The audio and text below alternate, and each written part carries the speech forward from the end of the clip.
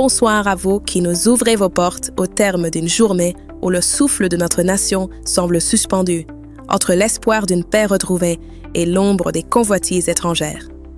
Soyez les bienvenus sur Inside News RDC. En ce mardi 20 janvier 2026, l'humeur de notre pays est à l'image du ciel au-dessus du Sud Kivu. Chargé d'une électricité lourde, celle de l'attente. Nous ressentons tous ce lien indéfectible qui unit le destin d'une famille à Kinshasa à celui de nos compatriotes fuyant les décombres à l'autre bout de notre territoire. La sécurité de nos frontières n'est pas une statistique administrative, c'est le socle de notre dignité commune. Nos dossiers ce soir sondent les profondeurs de notre souveraineté. Nous plongeons dans les réalités d'Ouvira, libéré de 40 jours d'oppression, mais encore meurtri par l'infiltration, avant de lever le voile sur la guerre totale que les puissances mondiales se livrent pour nos minerais critiques. De Washington à Davos, le nom de notre nation circule dans les chancelleries comme un enjeu stratégique majeur, alors que nos frères et sœurs, eux, luttent pour retrouver un toit. Entre la libération militaire d'un verrou stratégique et le siège économique des grandes bourses mondiales, le fil qui nous relie est celui d'une nation qui refuse de n'être qu'un simple réservoir de richesses. 40 jours de silence forcé, de pillage orchestré et d'un désordre prémédité. La reprise d'Ouvira est le signal d'un réveil que nous devons ausculter avec une rigueur absolue. Commençons avec le développement des informations et analyses. La reprise d'Ouvira par les forces armées de la République démocratique du Congo, ce lundi 19 janvier, met fin à une parenthèse de 40 jours d'occupation par la coalition AFC M23. Pour notre pays, cette ville n'est pas un simple point sur la carte. Elle représente le verrou vital du commerce transfrontalier et le thermomètre de la stabilité dans la région des Grands Lacs. Si les couleurs nationales flottent de nouveau, le gouvernement, par la voix de son porte-parole, Patrick Muyaya Katembwe, martèle une vérité rugueuse. La restauration de l'autorité de l'État ne se décrète pas par une simple entrée de troupes. La cité demeure infiltrée par des éléments résiduels, contraignant nos militaires à établir un périmètre de sécurité hermétique avant d'envisager la moindre reprise de la vie civile normale. L'histoire bégaye cruellement dans cette région. Ce retrait annoncé par l'AFC M23 rappelle étrangement les manœuvres de repli factices observées lors des accords passés, où les retraits officiels cachaient en réalité des redéploiements tactiques dans les collines surplombant les centres urbains. Kinshasa dénonce un désordre prémédité et refuse de voir dans ce mouvement un quelconque acte de bonne foi de la part de Kigali. La tragédie humaine se mesure par l'ampleur de l'exode. Nous dénombrons 267 000 réfugiés et déplacés au total. Parmi eux, 250 000 de nos compatriotes s'entassent au Burundi, vivant dans une précarité extrême, tandis que 12 000 enfants se retrouvent isolés, sans leurs parents. La première ministre Judith Suminwa exige une sécurisation totale avant d'autoriser tout retour massif. Car derrière les discours, la réalité est celle d'habitations systématiquement occupées ou réduites en cendres. L'autorité de l'État est-elle réellement restaurée tant que les rayons environnants de la ville ne sont pas purgés de toute présence étrangère? Cette sécurisation est le préalable indispensable à notre survie économique. Car sans paix territoriale, notre richesse minérale demeure l'esclave des réseaux parallèles. Le zinc, le cobalt, le germanium, ces ressources qui dorment sous nos pieds déclenchent aujourd'hui une tempête géoéconomique dont nous sommes le centre de gravité. Il est insupportable de voir les grandes puissances se bousculer à nos portes, parlant de partenariats équitables alors que leurs actions trahissent une volonté de prédation renouvelée. L'indignation gagne nos rues. Pourquoi, alors que nous produisons les métaux indispensables aux technologies du futur, nos hôpitaux et nos routes restent-ils dans un état de délabrement? Pour décrypter les mécanismes froids qui régissent ce commerce de l'ombre, j'ai sollicité l'expertise de Julia. Julia, bonsoir. Bonsoir Elodie.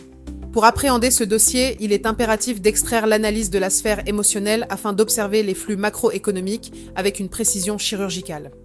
Le 14 janvier, la proclamation de Donald Trump, s'appuyant sur la section 232 du Trade Expansion Act, a instauré un ultimatum de 180 jours pour négocier des accords bilatéraux sur les minerais critiques.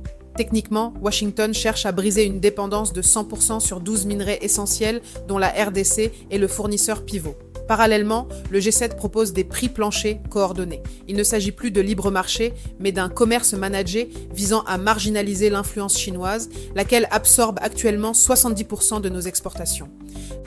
La performance de Kipushi Copper, KICO, en 2025, illustre parfaitement cette tension. Avec une production record de 203 168 tonnes de zinc, dont un pic mensuel de 22 629 tonnes en décembre et un taux de récupération exceptionnel de 93,4%, la RDC devient un pivot structurel mondial. Si KICO maintient ce rythme, elle se hissera au 5e rang mondial. Mais cette puissance de production est à double tranchant. La stratégie occidentale de dérisquisation s'accompagne d'une surveillance qui frôle l'ingérence. Le précédent vénézuélien de début janvier, marqué par l'invasion américaine et la capture du président Nicolás Maduro pour le contrôle des ressources énergétiques et des terres rares, constitue un signal géopolitique glacial. Comme l'a souligné le syndicat NUMSA, cet acte prouve que les États-Unis sont prêts à violer le droit international pour sécuriser leurs approvisionnements. Structurellement, la RDC fait face à une asymétrie financière où le coût de l'emprunt souverain est 4 fois plus élevé que celui des économies avancées, piégeant notre nation dans l'exportation brute. Le danger est de voir notre souveraineté devenir conditionnelle, soumise aux besoins de sécurité nationale des puissances occidentales. La fragmentation des contrats et l'opacité des accords bilatéraux affaiblissent notre position de négociation au moment où le G7 tente d'imposer des normes sociales et environnementales comme barrières à l'entrée. La survie de notre modèle économique dépendra de notre capacité à transformer ces minerais sur notre sol pour échapper au rôle de simple réservoir stratégique. Élodie, la suite de notre développement industriel se jouera sur notre fermeté à imposer une chaîne de valeur intégrée face à ce nouvel impérialisme des ressources. Merci, Julia. Pour nous, ce commerce managé signifie que notre zinc ne doit plus seulement enrichir les bourses étrangères, mais financer le pain et le carburant de nos foyers. La transformation locale est notre seule issue pour ne plus subir les caprices de Washington ou de Pékin. Mais pour bâtir une industrie, il nous faut des villes qui respirent. À Kinshasa, la gestion de l'espace public est un combat quotidien contre l'asphyxie. Le chaos urbain de notre capitale dépasse désormais les limites du supportable. Imaginez 15 millions d'habitants luttant pour se déplacer sur un réseau qui ne compte que 700 km de routes bitumées. C'est une ville qui suffoque, où chaque matin est une épreuve de force pour les travailleurs. Face à cette hémorragie structurelle, le gouverneur Daniel Bumba a annoncé le déploiement de 3000 agents pour réguler la circulation. Cependant, cette mesure ressemble à un pansement dérisoire posé sur une plaie béante. L'Office des voiries et drainages nous rappelle la dure réalité des chiffres. Notre parc automobile croît de 7% par an, alors que les infrastructures stagnent. Déployer des policiers supplémentaires sur des artères criblées de nids de poules ne parviendra pas à créer les voies de circulation manquantes. Plus inquiétant encore, la mécanique de la corruption policière, documentée comme un véritable système de quotas, risque de transformer ce déploiement en une opportunité d'extorsion généralisée. Les enquêtes révèlent que les agents engrangent des revenus par l'extorsion 5 fois supérieurs aux amendes officielles. En multipliant les effectifs sans réformer les incitations salariales, on n'ajoute pas de l'ordre, on multiplie les points de tracasserie. Cette approche policière contraste avec les solutions de fond indispensables à notre avenir urbain. Le projet de rocade de 72 km et l'arrivée des 500 bus électriques de Vingroup sont les seuls leviers capables de désengorger réellement la capitale. Enfin, une question d'équité fondamentale se pose. Les cortèges officiels, dont les comportements sont régulièrement dénoncés pour violation des sens uniques et usage abusif des gyrophares, seront-ils soumis à la même loi? Une autorité qui s'exerce uniquement sur les petits conducteurs perd toute crédibilité. Pour bâtir une nation forte, l'ordre doit être universel, jusque dans nos banques. Notre nation navigue dans des eaux monétaires tumultueuses, où la fragilité du franc congolais pèse lourdement sur le panier de la ménagère. Le système bancaire national se trouve sous une pression immense, particulièrement en ce qui concerne ses relations avec les banques correspondantes internationales, ces artères vitales par lesquelles transitent nos transactions en devises. Pour anticiper une rupture de service, la Banque centrale du Congo élabore un plan anti-choc prévu pour juin 2026. Ce cadre exigera des banques commerciales des scénarios de crise précis pour gérer la perte potentielle de partenaires financiers étrangers. Cette vulnérabilité est exacerbée par le maintien de notre pays sur la liste grise du GAFI. Ce statut de surveillance renforcée pour des risques de blanchiment renchérit le coût de chaque virement international et complique la vie de nos entrepreneurs. Toutefois, des signaux de résilience émergent dans le secteur productif. L'investissement de 6,6 millions de dollars dans le réseau de silos à grains, avec un projet pilote de 5000 tonnes à Kimpese, est une étape capitale. En stabilisant les stocks de maïs, le gouvernement cherche à prévenir les flambées de prix alimentaires qui frappent les ménages les plus pauvres. La sécurité de notre nation se joue dans nos silos comme dans nos banques. Et tandis que nos institutions luttent pour leur survie internationale, le cœur de notre peuple bat sur un autre terrain, là où le sifflet doit être aussi propre qu'un bilan financier.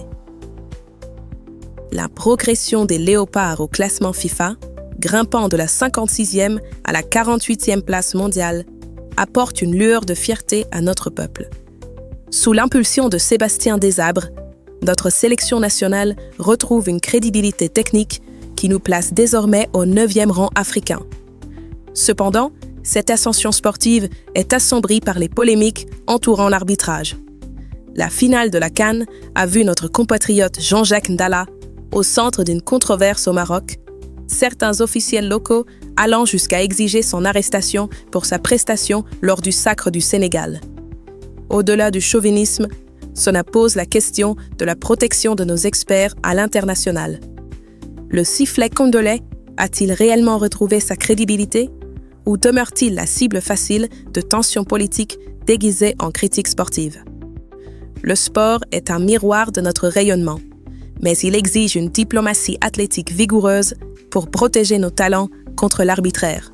Nous devons nous demander si nos victoires sur le terrain ne sont pas fragiles tant que nos institutions sportives ne parviennent pas à imposer le respect de nos officiels sur la scène continentale.